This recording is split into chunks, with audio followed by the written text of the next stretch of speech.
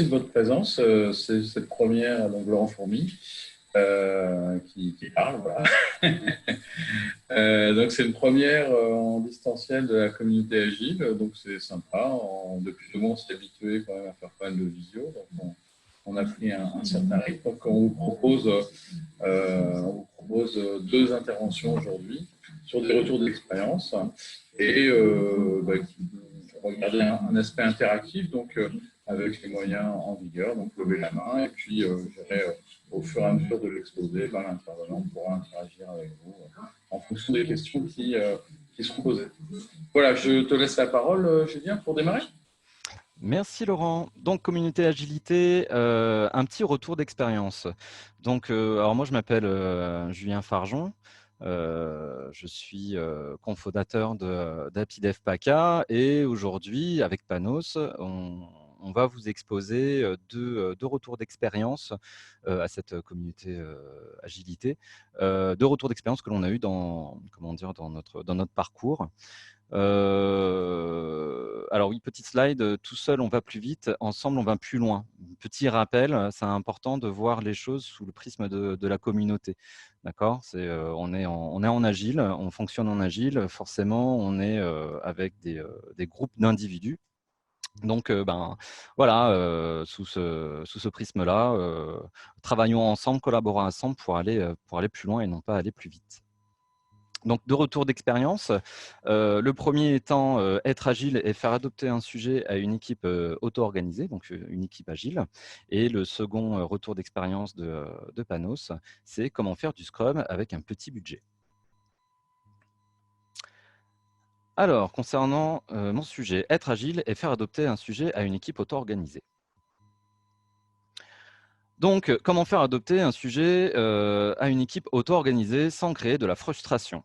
Voilà, donc je vais aborder ce sujet en posant le décor, hein, je vais partager le contexte et je vais définir 2 approches. La première qui n'a pas bien marché et la seconde qui a très, très bien marché. Allons-y pour la première. Juste pour rappel, je lance les deux approches et on aura une phase d'une dizaine de minutes pour échanger sur les questions-réponses.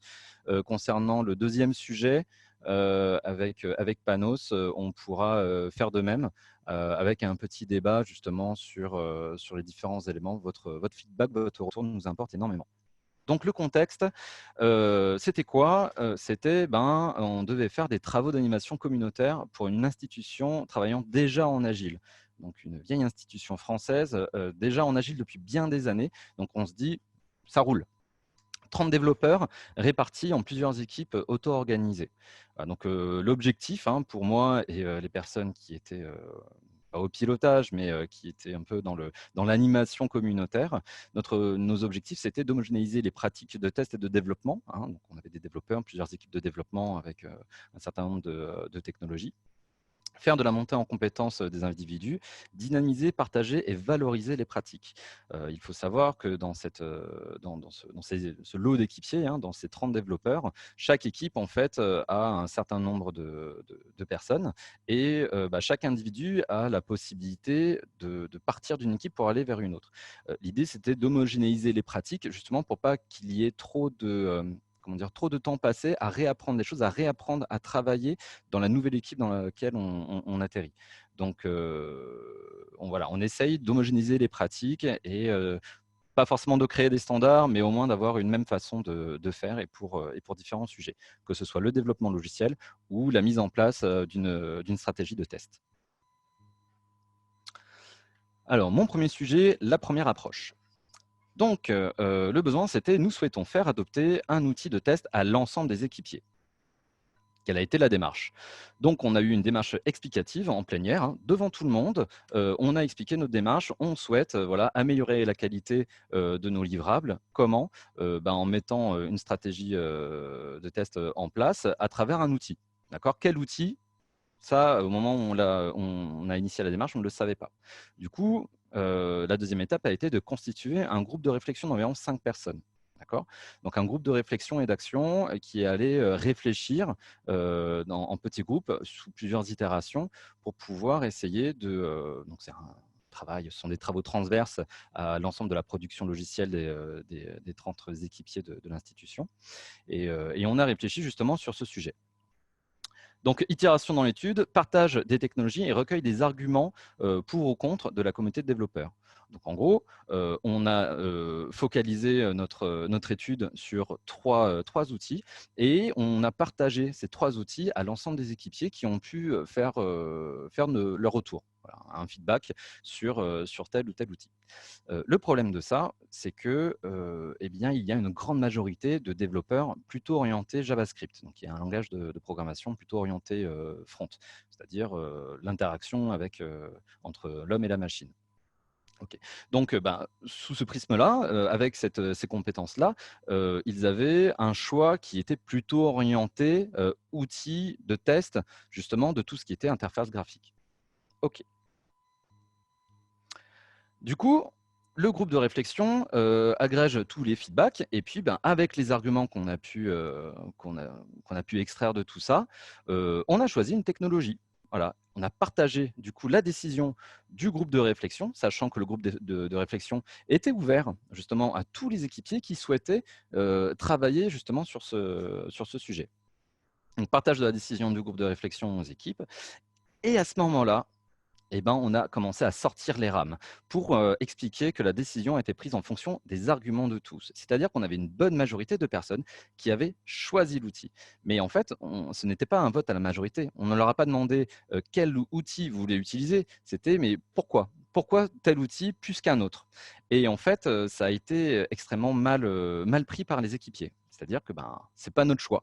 Nous, équipiers, on préfère cet outil par rapport à un autre. Mais le on préfère, en l'occurrence, n'était pas un argument.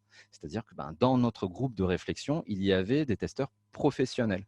D'accord. Et puis, on a fait une étude beaucoup plus approfondie que la plupart des personnes qui faisaient partie des équipiers, des 30 équipiers. Et du coup, c'est vraiment avec cette base d'arguments que qu'on a pu se décider. Mais ça a été compliqué. Ça a été compliqué pourquoi? Parce qu'il a fallu le communiquer et convaincre après coup de pourquoi notre décision. Donc l'adoption a été très, très, très, très mitigée et encore aujourd'hui, malgré les mois qui sont passés, c'est une blessure qui est encore ouverte où les gens ont eu l'impression qu'on a choisi à leur place directement.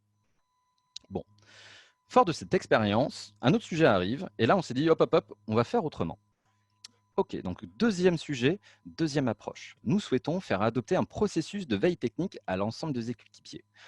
Dans cette institution, un temps est donné pour faire de la veille technique, à peu près 10 donc une après-midi entière, pour pouvoir faire en sorte que les gens, l'équipe, les équipes, puissent améliorer leurs compétences sur des sujets, puissent avoir voilà, élargir leurs horizons au niveau technique et puis travailler sur des sujets transverses, mais techniques. OK. Donc, comment on fait? Bon, première étape, ça avait bien marché. Constitution d'un groupe de réflexion, environ 5 personnes, pour définir le cadre. On n'a pas décidé de comment on allait faire. En revanche, on a décidé de ce qu'on ne devait pas faire et on a un peu posé les bornes, on a mis en place un cadre dans lequel on allait faire évoluer les gens. À la suite de différents travaux, de différentes itérations sur la définition de ce cadre-là, on a proposé un atelier de co-design de ce processus de veille technique aux équipiers. Qu'est-ce qui s'est passé? On leur a donné des cartes, donc des actions, des items, de quoi verbaliser finalement d'une manière extrêmement graphique quel pourrait être leur processus de veille technique. Ce qui s'est passé, c'est qu'on a créé plusieurs petits groupes, d'accord? On les a bien mélangés, plusieurs petits groupes, et on leur a laissé le choix. Pas un choix infini, un choix qui était mûri, c'est-à-dire le choix, voilà, le cadre. Donc, on a laissé ces personnes choisir, définir leur propre, leur propre processus par petits groupes. Donc, chaque groupe avait un processus. Très bien. On a étalé du coup toute cette petite carte qui représentait les différents processus et on a demandé aux gens d'acheter le processus, donc de voter pour un processus. Le processus qui allait remporter le plus de voix allait être le processus qu'on allait choisir. C'est simple, c'est clair. Et les personnes ont designé et ont choisi le processus qu'ils auraient voulu, qu'ils veulent mettre en place.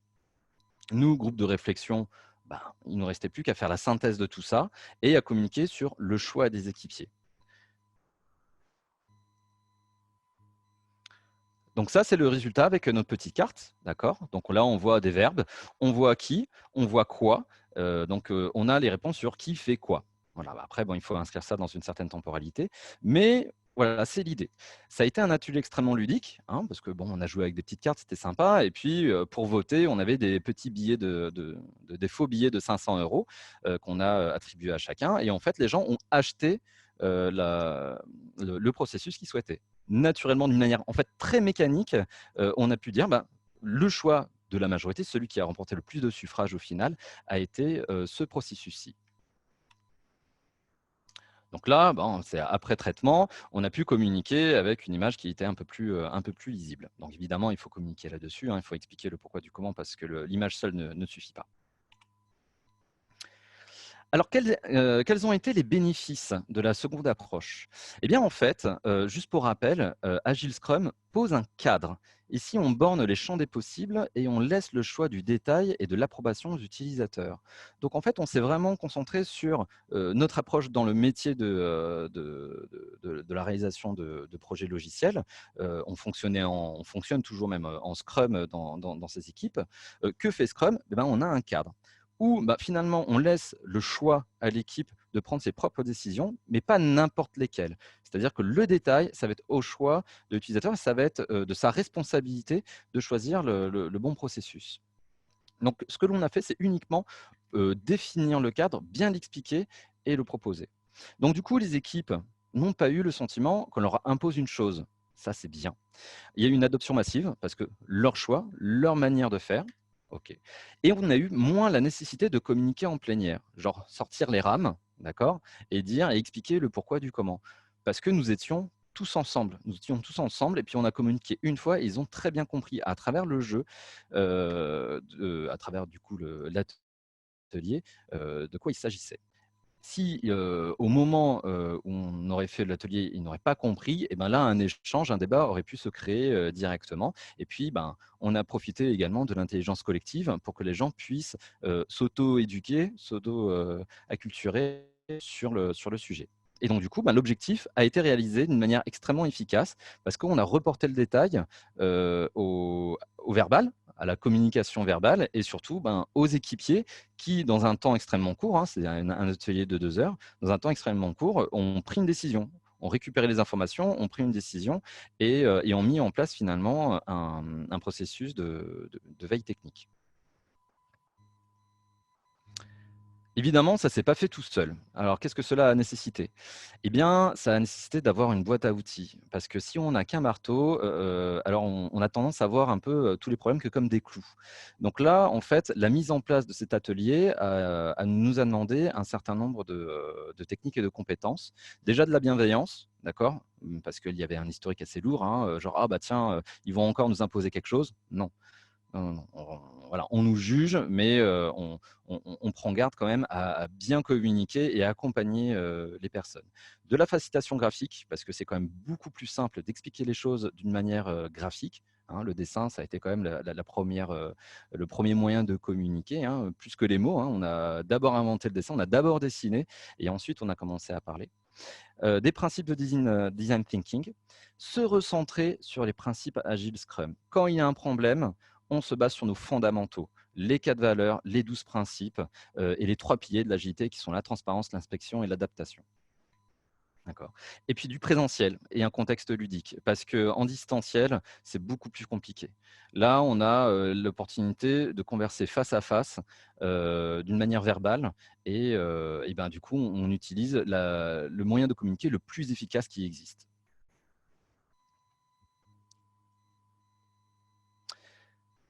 Et j'ai terminé avec ma présentation. Est-ce qu'il y a des questions? Oui, Frédéric. Alors Sandra, est-ce que tu peux, s'il te plaît, activer le micro de Frédéric? Ou alors c'est moi. Non, j'ai pas la possibilité de le faire. Sandra. Est-ce que c'est bon maintenant? Oui, c'est bon maintenant. Oui, super. Ma question était alors c'est très intéressant, hein, merci Julien de ta présentation. Effectivement, les 2 approches étant différentes, on a eu des résultats différents, ce qui semble normal. Mmh. Par contre, j'ai un petit, bémol, par rapport aux outils de test qui sont souvent un point d'achoppement, dans les entreprises et notamment vis-à-vis des développeurs et le fait que les 2 solutions aient pas été testées sur le même type de process qu'on mette en place, qu'on veut mettre en place. Alors, sur le même type de qu'on va mettre en place. C'est-à-dire que tu as fait ton cas 1 sur, un outil de test que tu voulais mettre en place dans une équipe et l'autre sur un processus de veille technologique, qui sont 2 choses différentes. Mmh. Peut-être que, je sais pas, hein, peut-être qu'il y a un biais du fait que le suivi enfin la veille technologique est plus facilement accepté par les gens. Je sais pas, hein, c'est juste, la question. Non, en fait, ça a été surtout la manière que l'on a eu de communiquer. C'est-à-dire qu'au final, l'outil de test a été adopté, mais on a dû sortir les rames. Ce qui a été, c'est pas l'outil de test qui est le problème, c'est notre manière, notre façon, d'avoir communiqué sur la chose. Donc en fait, plutôt que D'accord, d'avoir un groupe de réflexion, qui décide, faudrait avoir un groupe de réflexion qui, crée le contexte pour permettre aux gens de décider, mais pas, de partir, n'importe où, mais de rester dans le cadre finalement que l'on impose. C'est-à-dire on laisse le choix aux gens, mais un choix relativement restreint pour garder en fait, l'équipe sur des rails. C'est-à-dire que le groupe de réflexion a défini une stratégie et on a une roadmap sur la direction à prendre au niveau, technique, technologique et pour pas, dériver justement de ces rails, on impose un peu ces rails, même si on ne les voit pas forcément. D'accord, les équipiers n'ont pas, je ne pense pas qu'ils se soient rendus compte on les guidait en fait. On les a amenés finalement à réfléchir sur un choix d'idées relativement restreint, mais ça reste leur choix. d'accord. Donc ce que tu dis, toi, la différence en fin de compte, c'est pas été dans le fait qu'ils aient accepté soit l'outil, soit la méthode de veille technologique, mais plutôt leur ressenti et plutôt comment ils l'ont, intégré après par la suite. C'est celle-là qui a Exactement. été la différence. D'accord. Mmh. Est-ce qu'il y a d'autres questions? Alors moi j'en ai, mais après, Alors, bah, écoute, je ne vois pas de main se lever. Eh ben, écoute, deuxième question, vas-y. oui, alors, c'est par rapport à ce que tu disais qui était très intéressant aussi. Là, ce que vous avez réussi à faire et c'est quelque chose d'assez, difficile de mon point de vue, c'est de fixer un cadre sans que les gens se sentent trop guidés, sans qu'il y ait un phénomène du dire: «Oui, de toute façon, ils nous laissent le choix, mais en fin de compte, on n'a pas le choix». Et Mmh. comment vous arrivez à doser votre cadre pour arriver justement qu'il y ait pas ce phénomène derrière? En fait, les gens ont eu l'impression de jouer. Tout simplement.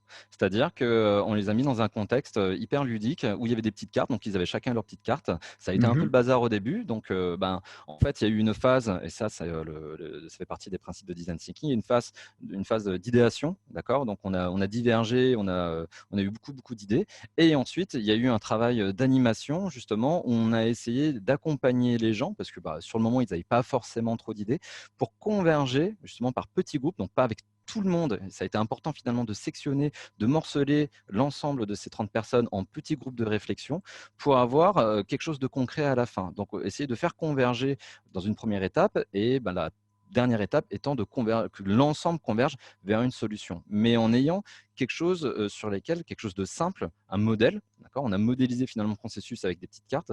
On a pu converger très simplement avec un modèle simple qui explique simplement quelque chose qui pourrait paraître compliqué et ensuite, avec, des billets, donc ça a été assez sympathique. Avec des billets, ils ont voté. Voilà et du coup, après, ça a été, d'assurer le suivi. C'est pas juste, vous avez travaillé, maintenant, vous allez vous engager justement à réaliser ce processus-là. Donc et toujours rappel, attendez, c'est vous qui l'avez fait, c'est vous qui l'avez choisi. C'est pas juste du fun pour le définir pour quelqu'un d'autre, c'est vous l'avez défini pour vous-même. Mmh. Donc c'est là où peut-être que certains auraient pu se sentir bloqués en disant: «Ah mince, tiens, j'avais pas bien compris». Bon, je l'accepte parce que, ça a été notre décision collective. D'accord, donc la clé du succès, ça a été votre méthode, qui a été appliquée pour faire admettre, enfin pour faire choisir le process ou l'outil. Absolument. D'accord. Est-ce qu'il y a une autre main levée? Je n'en vois pas. Ah, si. Alors, dans le désordre, Pascal? Oui, est-ce que vous m'entendez? Très bien. Oui, bonjour. Merci pour la présentation, très claire et très intéressante. J'avais une question par rapport à donc cette deuxième approche où il y avait une notion de participation collégiale. Mhm. Si je me souviens bien du début de la présentation, le collège était d'environ 30 personnes. Oui. Est-ce que tu penses que pour un groupe supérieur, je sais pas, 50, 60, 100, la même approche est envisageable? Alors tout à fait, il va falloir multiplier les animateurs. C'est-à-dire que là, une seule personne suffisait pour les 30 personnes. Et on a fait des petits groupes. Alors, de mémoire, il y avait, il me semble qu'il y avait 5 groupes. Mais c'est tout à fait possible si on a plus d'animateurs. C'est-à-dire que chacun, finalement, va coacher, entre guillemets, va animer, va faciliter les travaux de plusieurs groupes. Et après, on va pouvoir rassembler, finalement, mais sur quelque chose qui a déjà été sur un résultat, sur un premier résultat, et ensuite on fait voter sur tous les résultats qui ont été produits pour converger vers une seule et même solution, qui est perfectible. Hein. Rien n'est figé dans la pierre en règle générale. Il faut déjà travailler sur quelque chose qui est imparfait, hein, quelque chose de simple, pour pouvoir ensuite l'agrémenter de détails. Mais il faut le faire d'une manière itérative et incrémentale, c'est-à-dire on va rajouter du détail au fur et à mesure.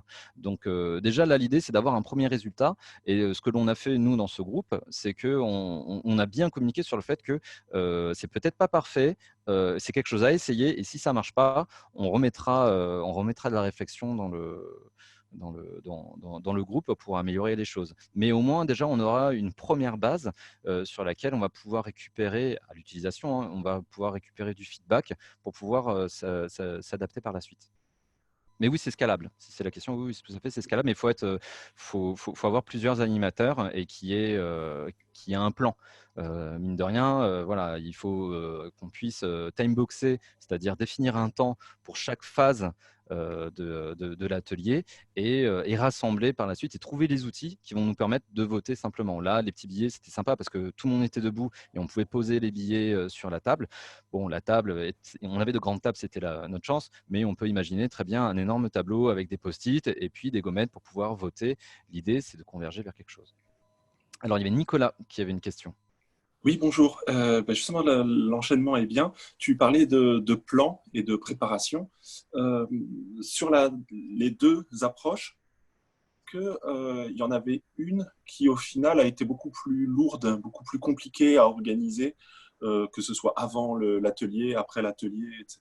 Est-ce que la deuxième a demandé beaucoup plus d'efforts Eh ben non. que... D'accord. Donc, en fait, on est Ouais. gagnant sur les deux tableaux, quoi. En fait, on est gagnant sur les deux tableaux. Effectivement, la deuxième approche a été plus dense en termes de réflexion, c'est-à-dire poser le cadre, a été intense au niveau de l'animation, d'accord, mais c'était un exercice de 2 heures en présentiel, et puis comment dire, une petite heure avant pour pouvoir préparer. Hein. Puis bon, on avait quelques cartes et tout, donc il y a un peu de logistique.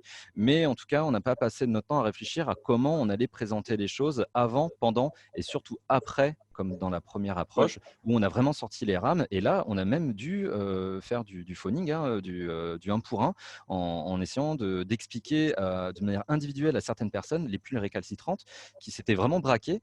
Et là, on s'est dit, tiens, il faut vraiment les accompagner parce qu'ils se sont braqués et on ne peut pas se le permettre. Donc, ça a été beaucoup plus d'efforts dans la première approche que dans la seconde, au final, parce que ils étaient tous présents et ils se sont tous un peu auto-gérés justement autour de la réflexion et de la décision. D'accord. Alors, on a Pascal qui a encore la main levée. Je ne sais pas si tu as une autre question. Non, désolé, excusez-moi. On n'avait pas. Est-ce qu'il y a... Excuse-moi. C'est pas grave. Est-ce qu'il y a d'autres questions?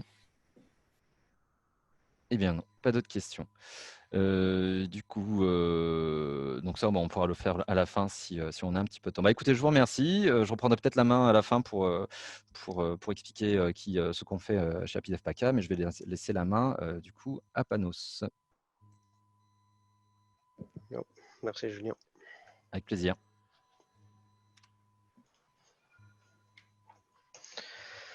Alors, vous m'entendez? Très bien. Ouais, vous voyez mon écran? Très bien. Cool. Alors, bonjour tout le monde. Donc, aujourd'hui, je vais vous parler d'un retour d'expérience, en fait, sur comment réadapter Scrum pour réussir un projet à petit budget, en fait. Alors, moi, je suis Panos Gelgos, je suis grec-italien, c'est pour ça que mon prénom est bizarre. Et je suis fondateur d'Angels by Tech depuis 2017 et une grosse expérience en fait sur le dev. Donc, je suis développeur et architecte. Plus, je travaille beaucoup sur des solutions collaboratives. Je suis créateur de ReadyPark, une startup du coin, et aussi membre de Happy Dev depuis 2019. Je voulais faire un petit constat par rapport à l'agilité, parce que j'ai quand même pas mal travaillé sur différents projets depuis 10 ans sur l'agilité en tant que dev. Je peux toujours constater en fait qu'il y a des équipes qui ne sont pas toujours formées à l'agilité.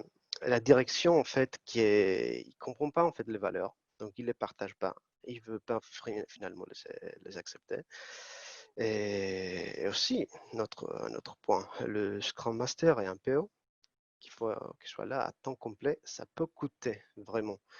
Donc, et c'est pour cela que depuis jusqu'à maintenant, en fait, j'ai bien vu que l'agilité, vraiment, à la lettre, des gens comme on applique Scrum, il est appliqué dans des grandes sociétés, des sociétés qui ont les moyens, voire Orange, voire Air France, et Amadeus, etc. C'est là que je vois qu'il a vraiment les équipes, qu'il a 30 personnes avec séparées sur différentes équipes agiles, etc. Mais sinon, il existe une autre réalité qui sont les petites sociétés, les PME, des petites structures qui ont un peu du mal, en fait. Et finalement, ils ont envie d'adapter Scrum ou Agile et ils récupèrent des petits morceaux. Et le plus suivant, c'est le Daily Scrum, rien d'autre. Donc, on a en théorie l'agilité, mais comment on l'applique, en fait? Donc, je vais vous parler d'un projet on a réalisé, qui s'appelle Social Connect. C'était pour le Lab 06, le lab d'innovation de département 06. En fait, ils nous ont rapprochés pour créer ce projet, mais ils ne savaient pas qu'est-ce qu'ils voulaient exactement. Donc, grand problème, grand challenge d'abord. C'est quoi le périmètre du projet? Et ils avaient aussi un budget limité. Okay. Là, on parle d'un budget, c'était moins de 20 000 euros.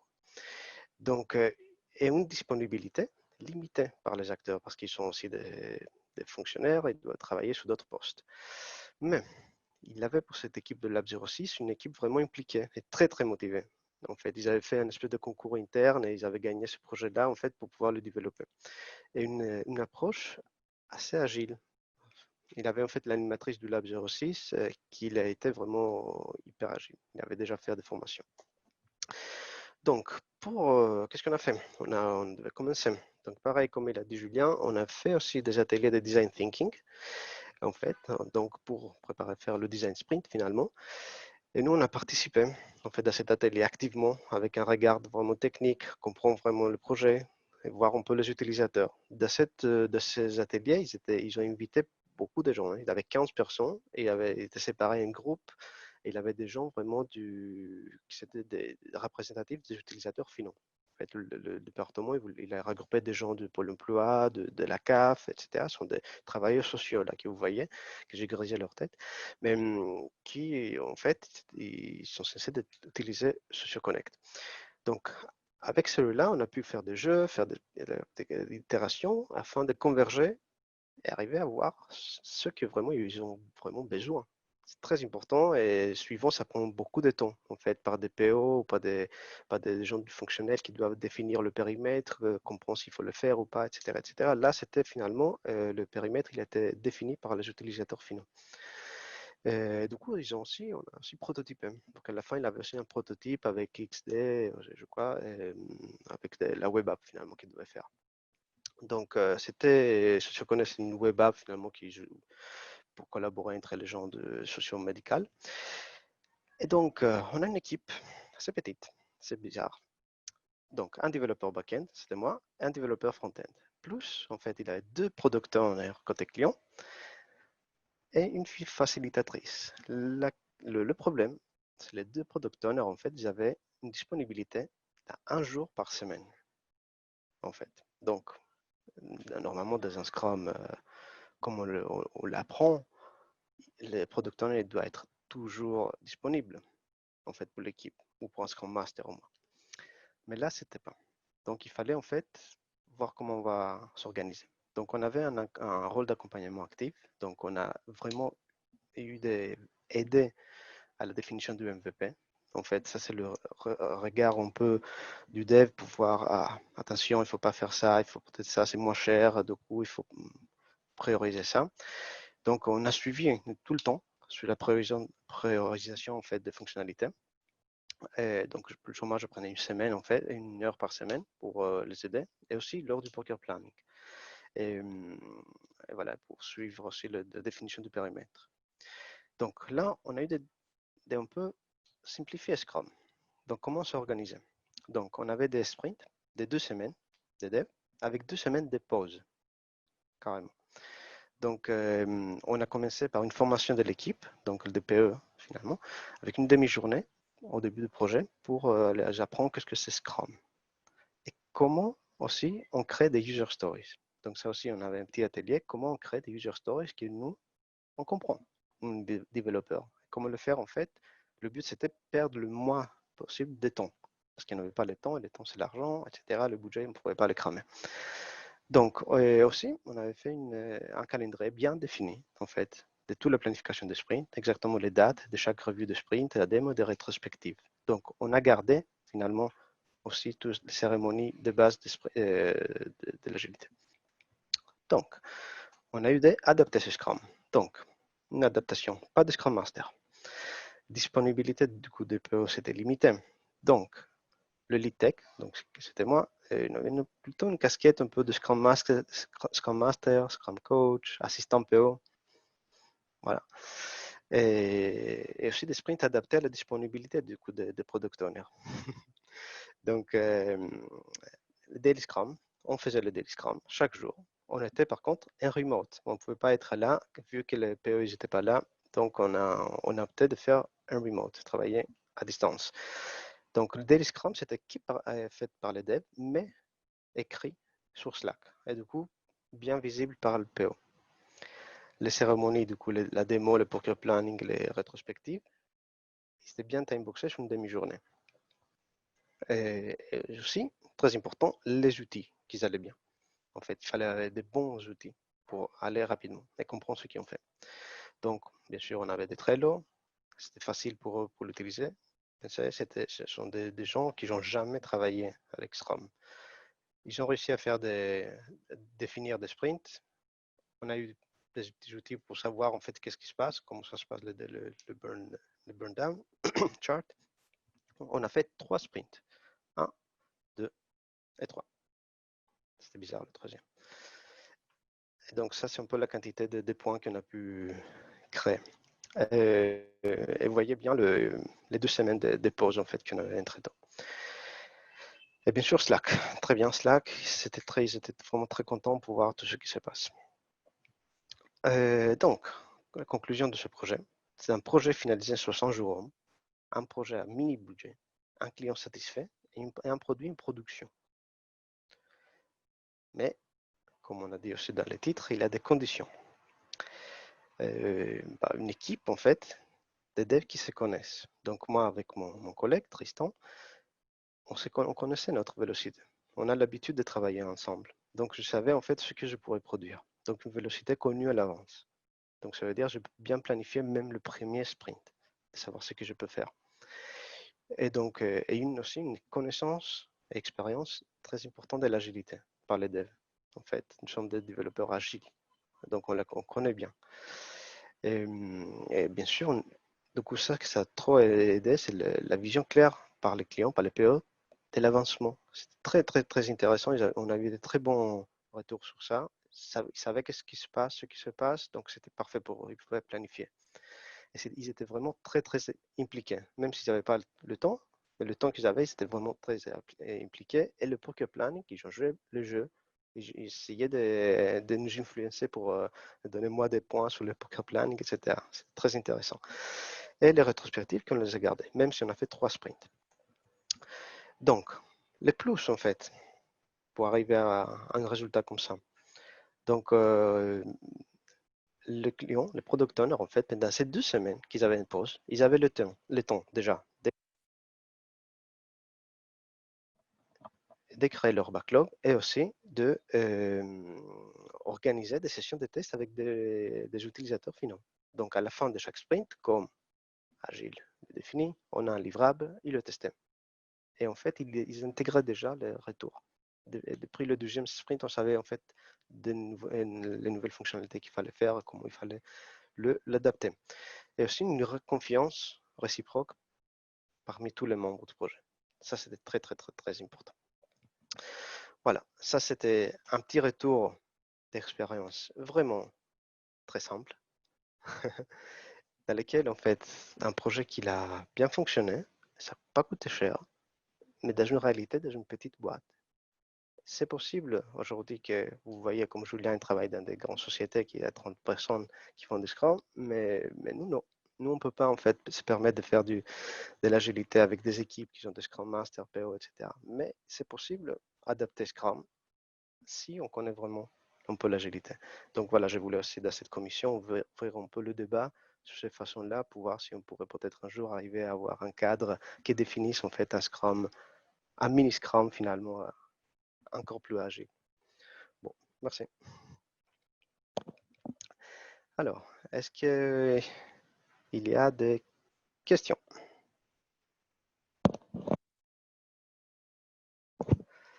Oui, Julien, je vois. Oui, vas-y, Julien. Alors, je vais commencer ma question. Mais on fait quoi pendant les 2 semaines où on n'est pas censé travailler sur le projet? Tu vas me dire que tu n'as pas du tout travaillé sur le projet pendant ces 2 semaines-là? Oui, tout à fait. En fait, on s'organisait depuis là. Si on connaît, en fait, on a bien disons le calendrier de tout ce qu'il faut faire. Nous, on a planifié pendant ces 2 semaines-là, on travaille sur un autre projet. Si, je crois aussi que je le fais quand en fait, on fait là, c'est un client. OK, notre boîte, il a fait cette prestation pour un client. Mais si c'est dans la même boîte, bien sûr, il a d'autres choses à faire, le bug fixing ou d'autres choses à faire, en fait. Donc, si à mon avis, on connaît bien le temps, le calendrier, on peut s'organiser pour faire d'autres choses. Mais voilà, c'est un peu le principe de l'agilité. Je crois s'adapter aussi à toute l'identité du projet. Quelqu'un d'autre? Alors, je suis sur Linux, du coup, peut-être que je ne vois pas les mains levées. Il y a David qui lève la main. David. Oui, bonjour, vous m'entendez? Oui. Bon, alors d'abord, merci pour votre retour d'expérience. Moi, j'avais un peu la même question, en fait. C'était par rapport à ces 2 semaines de pause. Alors, c'est comment arriver à ne pas laisser les gens inactifs, donc en particulier les développeurs. C'est déjà pas forcément évident de les alimenter sur des sprints, donc il faut pouvoir les affecter sur d'autres projets pendant ces temps de pause. Donc, ça, c'est, je ne sais pas si c'était des développeurs chez votre client ou si c'était les vôtres. Et puis ensuite, est-ce que ces temps de pause, ils sont utilisés pour préparer les US du sprint suivant ou est-ce que c'est vraiment de la pause, comme vous disiez, de tests, d'ateliers avec l'utilisateur et de revue un petit peu de ce qui a été livré? Les deux, en fait. Les deux PE, ils construisaient le backlog. Ils remplissaient les user stories. Moi, je prenais de temps en temps un peu de temps, je regardais leur Trello, je mettais des commentaires, je disais ça c'est pas bien clair, il faut que vous remplissez mieux ça en fait, que vous décrivez mieux. Après le deuxième sprint, déjà ils savaient exactement comment faire des user stories bien clairs avec des acceptance criteria et tout. Donc eux en fait ils avaient le temps de savoir ce qu'ils devaient faire et créer leur backlog pour le prochain sprint. Et il fallait leur donner du temps, sinon c'était pas possible de faire le projet. Et donc voilà, nous, après, effectivement, moi je travaillais beaucoup avec des freelances, voilà, membres aussi de Happy Dev. Effectivement, si on connaît bien le temps, on peut s'organiser pour faire d'autres choses. Là, par exemple, là, pareil, je veux commencer un projet, 2 projets en même temps, on va avoir une organisation de ce même type. D'accord. Donc ça permet d'avoir plusieurs projets en parallèle sans Ouais. trop repousser Sinon, les dates. ça, je vous dis toujours, dans le cadre de la réalité des petites sociétés. À Sophie, il n'existe Oui, pas oui. que des grandes sociétés. Donc, moi, en fait, il faut que je m'adapte, sinon je meurs. Donc, Ok, merci. Non. Frédéric? Oui, j'avais une question. Apparemment, le client avait l'air très très impliqué dans le process, ce qui est une bonne chose, hein, généralement. On a souvent le phénomène inverse où les clients sont peu impliqués et du coup, l'agilité tombe un peu à plat par moment. Par contre, il y a quelque chose qui m'a surpris, c'est le client qui participe à la rétrospective. Est-ce que ça n'a pas un effet un peu où on perd pas un peu cette notion de rétrospective qui permet d'être une introspection pour l'équipe en elle-même et qui permet d'améliorer ça en détail? Du fait qu'il y ait le client, est-ce que ça bride pas les gens? Le client, c'est le PO hein, pour moi. Donc, il fait partie de l'équipe. Ah d'accord, c'est pas le client final, c'est le product owner. Ce que vous appelez client, c'est le product owner. Ouais, c'était les deux product owners voilà, qui étaient là. Pour moi, c'est le client, oui. Sinon, c'était M. Ciotti, mais il n'était pas là. Donc, D'accord, ok. donc, pour les clients, voilà, c'est le représentatif. Effectivement, Oui, oui. Dans ce cas-là, de oui, temps en temps, effectivement. il avait aussi le métier qui venait du coup sur les démos et du coup, il Mm. testait sur le produit. Mm. Donc, voilà. Est-ce qu'il y a d'autres questions, d'autres mains levées? Alors forcément sur YouTube, vous n'allez pas pouvoir lever la main, hein c'est dommage. Mais ceux qui sont là, n'hésitez pas, hein, lever la main pour ceux qui ne le peuvent pas. Sur YouTube, ils peuvent poser des questions par le chat aussi. Ah, Et je regarde intéressant. et je peux vous poser, je peux vous faire le lien. Pour l'instant, il n'y en a pas. Ok. Vas-y, Julien. À toi. Ok. Est-ce que je peux partager mon écran? Oui, je peux partager mon écran. Non, je ne peux pas partager mon écran parce que mon écran est tout petit. Hop, voilà, partager l'écran. Donc je vais en profiter pour faire un petit peu de pub. Est-ce que vous voyez bien mon écran? Ouais. Super, merci beaucoup. Allez, pouf. Donc, alors c'était peut-être pas clair au tout début, mais effectivement, nous sommes, Panos et moi, nous sommes indépendants. Nous sommes freelance et du coup, comment gérer des équipes de freelance dans des projets qui ont une certaine envergure. Aujourd'hui, il n'y a pas forcément de beaucoup d'initiatives, mais j'en connais une, c'est HappyDev, justement. On peut en parler. Donc, HappyDev PACA, donc je suis cofondateur de HappyDev PACA. HappyDev PACA, c'est une initiative qui est nationale, voire même internationale, hein. En fait, c'est le regroupement de freelance du numérique. Alors, pourquoi freelance du numérique? Pourquoi pas de développeurs? Quand on parle de HappyDev, on a tendance tout de suite à penser développeur. En fait, on est surtout dans le développement. D'accord. Donc en fait, on a tout un ensemble de compétences réparties sur tout le territoire en France et un petit peu à l'étranger, à Newcastle par exemple. Et on a ce format-là qui déroge peut-être un peu à la règle où on n'a pas du tout de salariés. Voilà, aujourd'hui, on va avoir on va avoir 5 ans, hein, si on parle d'un réseau, parce que donc c'est un réseau de 600 personnes aujourd'hui sur 5 ans, et on fonctionne en petites cellules et on est comme ça un peu partout sur le territoire. Donc c'est un réseau open source, c'est-à-dire qu'il est soumis à contribution.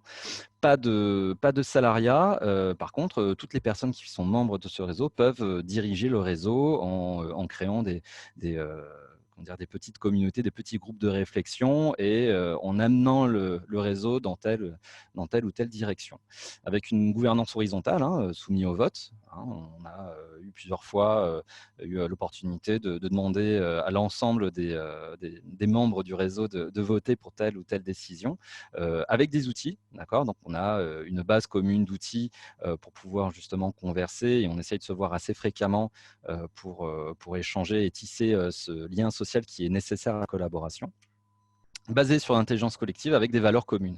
En gros, HappyDev existe grâce à ces valeurs. Nous avons donc un manifeste qui a été rédigé, qui est en perpétuelle évolution, qui en fait pose le cadre, on en parlait tout à l'heure, hein, du cadre, qui pose le cadre simple mais nécessaire pour avoir finalement que des membres qui sont alignés exactement aux mêmes valeurs. Finalement, tous les membres vont beaucoup s'apprécier, même s'ils ne se connaissent pas encore, parce que à la base de la base, on va être aligné aux mêmes valeurs. Et c'est quand même beaucoup plus sympathique et impliquant de travailler avec des personnes qui sont alignées à nos valeurs. Donc, le choix a été fait avec HappyDev PACA de travailler avec qui on voulait et pour qui on voulait. Pourquoi? Pour ne plus être solitaire, pour mutualiser les compétences de chacun, pour travailler selon ses règles, pour ne pas avoir d'intermédiaire, pour mettre en commun les énergies, avoir du plaisir dans notre travail, dans l'optique tout simplement de changer le monde. Et nos compétences, ben, c'est ce que je vous ai dit tout à l'heure, c'est le développement, mais au sens extrêmement large du terme. Évidemment, on aura une grande majorité de développeurs web, mais on va pouvoir développer autre chose, notamment des ateliers de design thinking, notamment des produits, c'est-à-dire qu'on va faire du marketing digital, voilà, du web marketing. On va développer, on a des personnes, membres de notre réseau, qui sont dans la création de contenu, de la vidéo, du son, de l'image. Voilà. Et en fait, vu qu'on n'est pas salarié, nous ne sommes pas mariés à HappyDev, on a d'autres projets, d'autres clients. HappyDev va être un outil finalement qui va nous permettre de travailler et d'émettre qu'une seule facture au client final, avec des garanties. On fonctionne avec beaucoup de partenaires, c'est-à-dire qu'on a différents partenaires dans différents domaines. Et comme ça, on va pouvoir se repasser la balle. C'est-à-dire que nous, on est dans la réalisation et puis dans le développement de produits, mais on a des partenaires qui sont dans la formation, on a des partenaires qui sont dans la gestion d'une entreprise au niveau comptable. Voilà, donc un certain nombre de partenaires qui nous amènent des clients, et puis nous, on partage aussi nos clients. Et puis finalement, il n'y a à connaître soit HappyDev, soit un de nos partenaires. Et puis, quand on a une belle idée, on va pouvoir être accompagné de la création de l'entreprise jusqu'à la réalisation du produit et de sa vente sur Internet. On fonctionne avec des garanties. Donc, donc ça, c'est les équipes auto-organisées. Hein, ça peut être le bazar de temps en temps. Donc, forcément, on a des leads, on a des personnes qui ont une casquette un peu de capitaine, hein, qui tiennent la barre des différents projets, qui ont un statut juridique particulier pour rassurer finalement le client. On a des assurances pour nous couvrir en cas de pépin et on a une gestion complètement transparente. Des personnes compétentes avec un système où on fait la montée en compétences des personnes au sein même de notre réseau. C'est-à-dire que par exemple, des juniors dans une technologie, des gens qui veulent se développer des compétences dans cette technologie, mais qui n'ont pas la seniorité dessus, vont être naturellement, par les règles, hein, c'est une façon mécanique, vont être accompagnés par des seniors pour pouvoir faire leur montée en compétences. Donc, on est toujours en train de se challenger les uns les autres, de s'accompagner les uns les autres pour pouvoir être une meilleure version de nous-mêmes. Et évidemment, de l'agilité. Vous l'aurez compris, notre manière de faire, notre manière d'être, au final, on a créé une société qui nous ressemble, donc une société qui est agile dans sa manière d'exister. Je vais vous communiquer ces slides si ça vous intéresse. On va approcher de l'heure de fin. Voilà, donc on pourra vous partager les différentes. Je crois que Panos m'a fait un check, c'est ça? Voilà. Donc on va vous partager les slides et vous pourrez retrouver les liens en fin de en fin de présentation. Je vais laisser la main et la conclusion à Laurent, s'il veut bien. S'il est encore là. Oui, je suis là. Le temps de trouver le bouton pour remettre le micro. Merci à vous deux de cette présentation et de ce dynamisme. C'était sympathique pour cette version distancielle. Peut-être que dans l'auditoire, certains ont des idées de sujets, de prochains sujets qu'on essaiera de faire dans le trimestre qui vient. Voilà, aujourd'hui, je dirais que la communauté agile s'affaire pas mal sur l'Agile Tour, notamment prévu en septembre. Donc des questions sur on le fait en distanciel, on le fait en présentiel, on préférerait. Voilà, nous anime dans le comité d'organisation. Peut-être dans l'auditoire, certains ont des idées de prochaines interventions ou quelques questions connexes, je ne sais pas. S'il n'y en a pas, on va se quitter. On passe au buffet alors. On va passer au buffet et aux échanges. En fait, c'est du air buffet. Voilà, en tout cas, merci de votre participation, de votre présence. Merci à nos conférenciers du jour.